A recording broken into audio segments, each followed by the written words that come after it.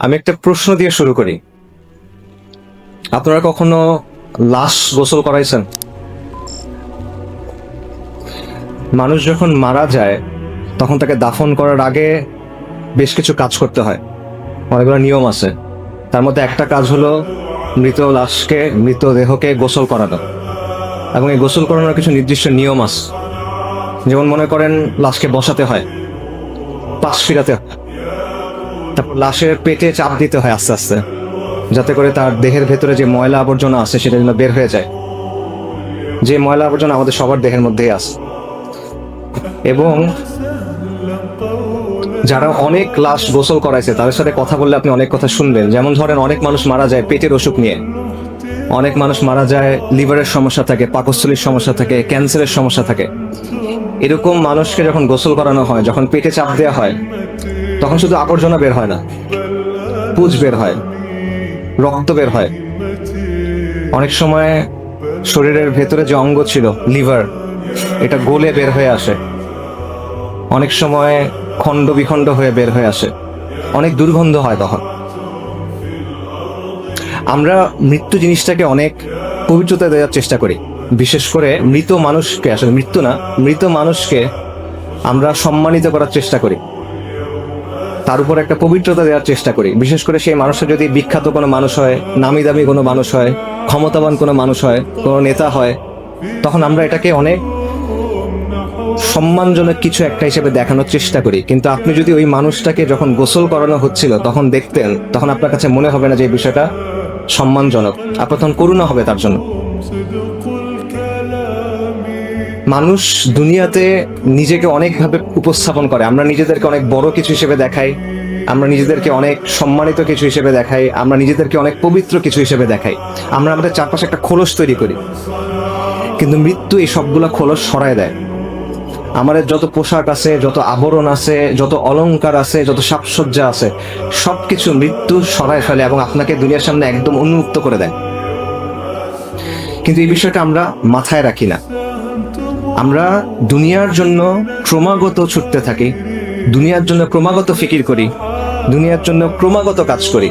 আমাদের সব চিন্তা দুনিয়া নিয়ে, যে দুনিয়াতে আমার জীবনটা কিভাবে আরো কমফোর্টেবল হবে, আরামদায়ক হবে, দুনিয়াতে আমার জীবনটা কিভাবে আরো সম্মানজনক হবে, দুনিয়াতে আমার জীবনটা কিভাবে আরো সচ্ছল হবে, দুনিয়াতে আমার জীবনযাপনের স্টাইলটা, মানে লাইফস্টাইলটা কিভাবে আরো উন্নত হবে, কিভাবে আমি অমুক জিনিসটা কিনবো, কিভাবে আমি অমুক জিনিসটা ব্যবহার করব, কিভাবে অমুক জায়গায় যাব।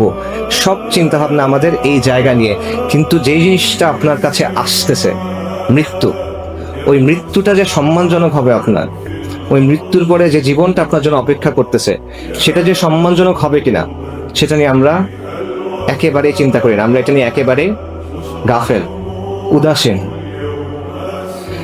একজন মহান তাবেঈ ছিলেন সুফিয়ান আস-সাওরী রাহিমাহুল্লাহ, সাহাবাদের ছাত্র। ওনাকে বলা হতো আমিরুল মুমিনিন ফিল হাদিস। হাদিসের ব্যাপারে বিশাল জ্ঞান রাখতেন। ওনাকে একজন এসে প্রশ্ন করছে, ইয়া আবু আব্দুল্লাহ, ওনার কুনি আবু আব্দুল্লাহ, দুনিয়ার জন্য কিভাবে প্রস্তুতি নিব বলেন, আখিরাতের জন্য কিভাবে প্রস্তুতি নিব বলেন। সুফিয়ান সাওরী বলছেন, দুনিয়াতে যে পরিমাণ সময় থাকবা সেটা অনুযায়ী দুনিয়ার জন্য কাজ করো, আখিরাতে যে পরিমাণ সময় থাকবা সেটা অনুযায়ী আখিরাতের জন্য কাজ করো। দুনিয়াতে কতদিন থাকবেন বলেন? 80 বছর সর্বোচ্চ, 100 বছর, 120 বছর সর্বোচ্চ, নাকি? আখিরাতে কতদিন থাকবেন?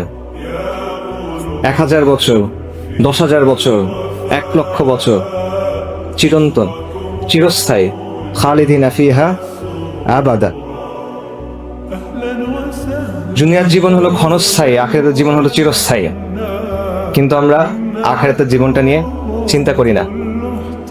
আল্লাহ সুবহানাহু ওয়া তাআলা কোরআনে বলছেন, কুল্লু নাফসিন যায়িকাতুল মাউত, নিশ্চয়ই প্রত্যেক জীবকে মৃত্যুর স্বাদ আস্বাদন করতে হবে। ওয়া ইন্নামা তুওয়াফুনা উজুরাকুম ইয়াউমাল কিয়ামাহ, এবং কিয়ামতের দিন তোমাদেরকে তোমাদের যে প্রতিফল, যে কর্মফল, সেটা পরিপূর্ণভাবে বুঝিয়ে দেওয়া হবে। ফামান যুহজিহা আনিন নারি ওয়া উদখিলাল জান্নাতা ফাকাদ ফাজ, যাকে আগুন থেকে রক্ষা করা হবে এবং জান্নাতে প্রবেশ করানো হবে, সে হলো সফল। ওয়ামাল হায়াতুদ দুনিয়া ইল্লা মাতাউল গুরুর, এই দুনিয়ার জীবন হলো ছলনাময় ভোগ, ছলনা, প্রতারণাময় একটা ভোগ, এটা ছাড়া আর কিছুই না। সূরা আলে ইমরানের আয়াত। এই একটা আয়াতে আল্লাহ আযজা ওয়া জাল আমাদের এই দুনিয়ার সব বাস্তবতা, সব মৌলিক প্রশ্নের উত্তর দিয়ে দিয়েছেন।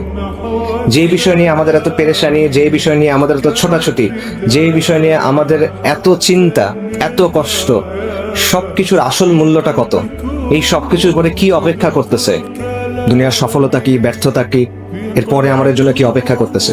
এবং এর পরের আয়াতে আল্লাহ সুবহানাহু ওয়া তাআলা বলতেছেন, লাতুবলাউন্না ফি আমওয়ালিকুম ওয়া আনফুসিকুম, নিশ্চয়ই তোমাদেরকে তোমাদের জান এবং মালের ব্যাপারে পরীক্ষা করা হবে।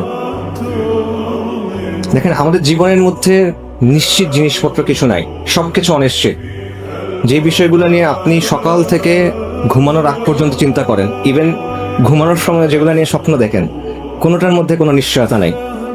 আমাদের উপার্জন, আমাদের পড়াশোনার রেজাল্ট, পরিবারে কি হবে, বাচ্চার কি হবে, সন্তানের কি হবে, স্ত্রীর কি হবে, পিতামাতার কি হবে, দুনিয়াবি যত চিন্তা আছে, যা কিছু নিয়ে আমরা চিন্তা করতেছি, কোনোটার মধ্যে কোনো নিশ্চয়তা নাই, নিশ্চিতভাবে জানার সুযোগ নাই। একটা মাত্র জিনিস নিশ্চিত, সেটা হলো মৃত্যু। কিন্তু এই মৃত্যু নিয়ে আমরা চিন্তা করি না। এই জিনিসটা আপনি কিভাবে ব্যাখ্যা করবেন? একটা জায়গা যেখানে আপনি চিরস্থায়ীভাবে থাকবেন, যে জিনিসটা নিশ্চিত, সেটা নিয়ে আপনি চিন্তা করতেছেন না। আমিরুল মুমিনিন আলী ইবনে আবু তালিব রাদিয়াল্লাহু আনহু, ওনার একটা উক্তি আছে, সেখান থেকে একটা ব্যাখ্যা পাওয়া যায়। উনি বলছেন যে মানুষ ঘুমন্ত, মৃত্যুতে সে জেগে ওঠে। মানুষের এই জীবনটা আসলে একটা ঘোরের মতো, একটা ঘুমের মতো। যখন সে মারা যাবে, যখন আখিরাতের জীবন শুরু হচ্ছে, তখন সে জেগে ওঠে। এটা ভেবে চিন্তা করেন, আমরা যখন স্বপ্ন দেখি, স্বপ্নের মধ্যে তো অনেক কিছু হয়। স্বপ্নের মধ্যে যখন মানুষ কোনো বিপদ দেখে সে ভয় পায়, স্বপ্নের মধ্যে যখন ভালো কিছু হয় তখন সে খুশি হয়, এবং স্বপ্নের মধ্যে মনে হয় কত ঘটনা ঘটতেছে অনেক সময় নিয়ে। কিন্তু যখন আপনি ঘুম থেকে উঠেন, তখন দেখবেন স্বপ্নের কথা মনে থাকে না, আচ্ছা আচ্ছা অল্প কিছু মনে থাকে, এবং মনে হয় এটা তো অল্প একটা সময় ছিল। তো এই দুনিয়ার জীবনটা এরকম, আপনি ঘুমায় আছেন, মৃত্যুর পর আপনি উঠবেন।